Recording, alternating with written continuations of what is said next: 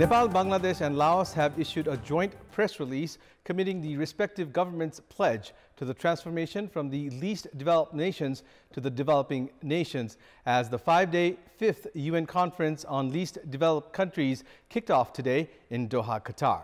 The three countries have said that they have seriously taken up the challenge of the transformation, adding that issues like geopolitics, economic recession and pandemic will continue to pose stumbling block to their aspirations of being upgraded to a developing nation. Good evening, I'm Abhyuday Shrestha, and these are the headlines of the hour. Chief Minister Shah of Sudur Paschim province clears floor test as Nepali Congress-led government survives, garners 41 trust votes with the support of Maoist Center and Nagrik Unmukti Party. Prime Minister Pushpakamal Dahal publicly expresses his grievances, saying that efforts are underway to what he says corner him at national and international level. Former Prime Minister of Pakistan Imran Khan addresses his party workers and supporters at his Zaman Park residence in Lahore despite police presence to arrest him. And Team Nepal's opening batsman Kushal Bhurtel to miss a crucial tie against UAE tomorrow. PNG raced to a 98-run victory target posted by UAE at the ICC World League 2 series. Chief Minister of Sudur Paschim Province Kamal Bahadur Shahi has received the vote of confidence as Nepali Congress-led government has survived. Shahi was appointed Chief Minister of Sudur Paschim Province on 9th of February last month. 41 members of the Sudur Paschim Provincial Assembly voted in favor of Shahi as he cleared the floor test, while 11 members voted against him. In the 53-member Provincial Assembly, the support of 27 members was required to generate the vote of confidence.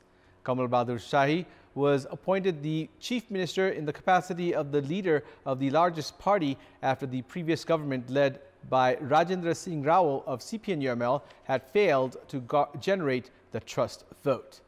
Earlier, complications had surfaced as Nepali Congress had failed to reach a consensus with CPN Maoist Center and Nagrik Unmukti Party. However, after the consensus was reached, the provincial members of Maoist Center and Nagrik Unmukti extended their trust vote to Chief Minister Shahi.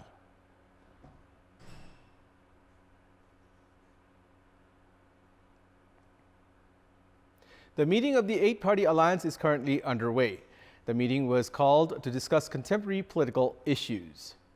The meeting is being held at the Prime Minister's official residence in Balwatar. Discussions regarding the March 9 presidential election is one of the primary agenda of the meeting. Meanwhile, the 8-party alliance has called off the meeting of its parliamentarians scheduled for 8th of March. The meeting of the parliamentarians was cancelled due to the code of conduct issued by the Election Commission for the upcoming presidential and vice presidential elections. The 8-party alliance had called a joint meeting of its federal and provincial assembly lawmakers a day ahead of the presidential election. The code of conduct issued by the Election Commission for the presidential and vice presidential elections has already come into effect from 1st of March and will be implemented until 19th of March. The 8-party alliance has not held a separate orientation for its lawmakers of the Provincial Assembly. Prime Minister Pushpakamal Dahal has publicly expressed his grievances, saying that efforts are underway to what he said corner him at national and international level. Speaking at a program held in the capital today on victims who were killed or made to disappear by the state, Prime Minister Pushpakamal Dahal said that the situation called for him to prove by action and speak less. Hinting at some kind of conspiracy, the Maoist chair and Prime Minister also called on all the party cadres to unite. Also addressing the program, Nepal Samajwadi Party Chair Baburam Bhattarai objected to a decision by the Supreme Court where the court has directed for registering a writ against Prime Minister Dahal in terms of a remark he had made about 3 years ago. Citing that efforts are underway to dig up insurgency-era cases, Bhattarai urged the party cadres to unite together. The Supreme Court on Friday had directed the court administration to register a case against Prime Minister Dahal in terms of his remarks made 3 years ago.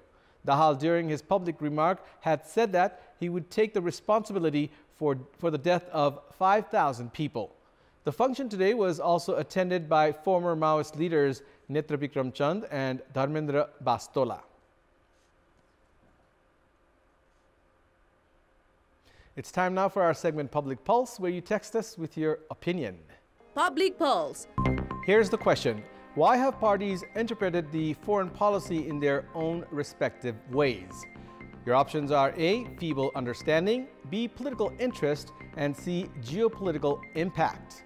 The voting is on. Type NEWS, select your option A, B, or C, and send it to 34001 to share your opinion with us. Government's pledge to the transformation from the least developed nations to the developing nations. Nepal, Bangladesh, and Laos made the commitment, issuing a 7-point joint statement at a meeting held at the sidelines of the 5-day event of the 5th UN Conference on Least Developed Countries that kicked off today in Doha, Qatar. Prime Minister of Bangladesh, Sheikh Hasina, Deputy Prime Minister of Nepal, Narayan Kaji Shrestha, and Deputy Prime Minister of Laos participated in the meeting today. In the joint statement, the three countries mentioned their common commitment to sustainable and inclusive national development despite the challenging circumstances. Through the joint statement, they also expressed their confidence that the global economy recovery will enable the LDC to attain at least 7% GDP growth per annum in line with the agenda and sustainable development goals. The three countries also mentioned their commitment pursuing sustainable graduation from the LDC status with the ambition to move sustainably towards higher levels of prosperity and equality without leaving anyone behind, with the support from the international community and partner countries.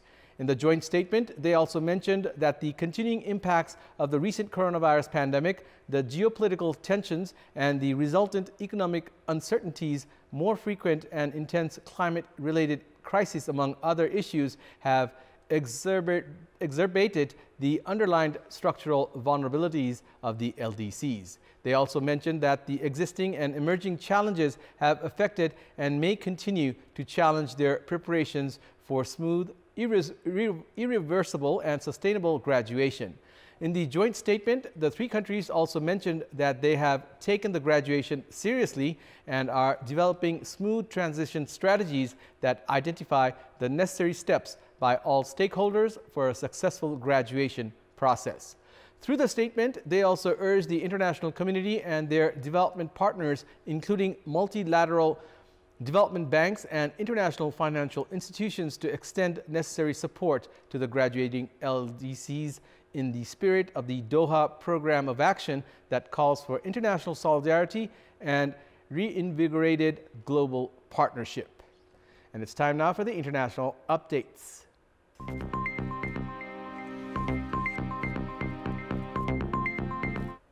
PTI chairman and former Prime Minister of Pakistan, Imran Khan, addressed his party workers and supporters at his Zaman Park residence today in Lahore, despite police being present outside to arrest him, and said earlier that he was not available. The Islamabad police, along with their Punjab police counterparts, arrived at Imran's residence earlier in the day to take Imran into custody for his persistent absences from Toshakhana court hearings. The 70-year-old former Prime Minister, who has been recovering from a gunshot injury from an assassination attempt in Wazirabad last year, has thrice skipped indictment hearings in an Islamabad Sessions Court in the case. Imran is accused of concealing in his assets declarations details of the gifts he retained from the Toshakhana, a repository where presents handed to government officials from foreign officials are kept. Officials are legally allowed to retain gifts provided they pay a pre-assessed amount, typically a fraction of the value of the gift. In a series of tweets today, the Islamabad police said an operation to arrest Imran was being conducted with the cooperation of the Lahore police. It stated that the PTI chief was avoiding the arrest, adding that the superintendent of police had gone into Imran's room, but he was not present there. Separately, Islamabad Inspector General of Police Akbar Nasir said that the police had delivered the court's notice to Imran and confirmed that it had to be received. Chinese President Xi Jinping is set to deepen his control of China's government and economy as lawmakers meet this week in Beijing to pass far-reaching reforms. The National People's Congress, a rubber-stamp parliament, will confirm Xi's third term as president and the appointments of his top team. They will also name a new premier, the second in command after Xi, as the incumbent Li Keqiang departs. The two sessions, as the meetings are known, are an annual affair. But this year's sessions are particularly significant as delegates are expected to reshape several key Communist Party and state institutions. They will also tighten control over bodies overseeing the finance sector and scientific and technology work, while strengthening party building work in private businesses, according to state media. The moves will likely further blur the lines between the Chinese Communist Party and the government and consolidate the party's control of the private sector. This comes amid an ongoing corruption crackdown, which has seen a string of high-profile businessmen disappear in recent years. The latest person to go missing was one of China's top deal makers in the tech sector. This week's NPC meeting will also formalize Xi's leadership of the country, as he will be elected president of China and head of the armed forces. He secured his position in the echelons of Chinese power in October last year, when the Communist Party re-elected him as their leader for a third term. Welcome back. It's time now for the sports news. Sports news. Team Nepal's opening batsman Kushal Bhurtel is going to miss the crucial tie against UAE at the ICC World Cricket League 2 series due to a groin injury. Kushal Bhurtel will be replaced by Sandeep Johra in the squad. Johra had travelled with the Team Nepal, although he was not included in the squad of 14 players. Kushal Bhurtel's performance in the UAE series has been average. Bhurtel was in top form in the home pitches, while in UAE, he scored a half-century against Papua New Guinea in the first match of the series. In the second match against PNG, he was bowled out off the very first delivery of the match, while he only scored 5 runs against UAE. Team Nepal will wrap up the UAE tour with the second match against the hosts of the series. Nepal will then host UAE and PNG for 4 matches. Asif Sheikh is likely to open the innings alongside Gyanendra Malla in the match tomorrow.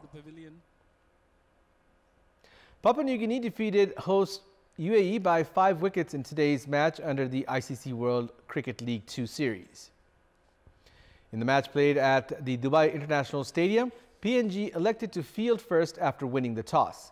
UAE batsmen had a disastrous day as the innings lasted 26.2 overs, where UAE produced a meager total of 97 runs. Vitria Arbin's 26 runs proved the top score for UAE. 7 of their batters failed to touch the double-digit score. Real Hukure was the destroyer-in-chief with 5 wickets. He returned with figures of 5 for 13 runs off 4.2 overs. In reply, PNG also were made to work hard for runs as they lost 5 wickets. They lost wickets at regular intervals, while Tony Ura held the innings together with an unbeaten 35. With the defeat, UAE lost the opportunity of closing the gap against 4th-placed USA. UAE now need to win the remaining 5 matches to ensure top 3 finish. Meanwhile, Nepal are taking on UAE in the match tomorrow. A win tomorrow will make Nepal climb to the 5th position in the League 2. And that's all for the moment. Our next English bulletin will air at 10:30 tonight. Thank you for watching. Have a good evening.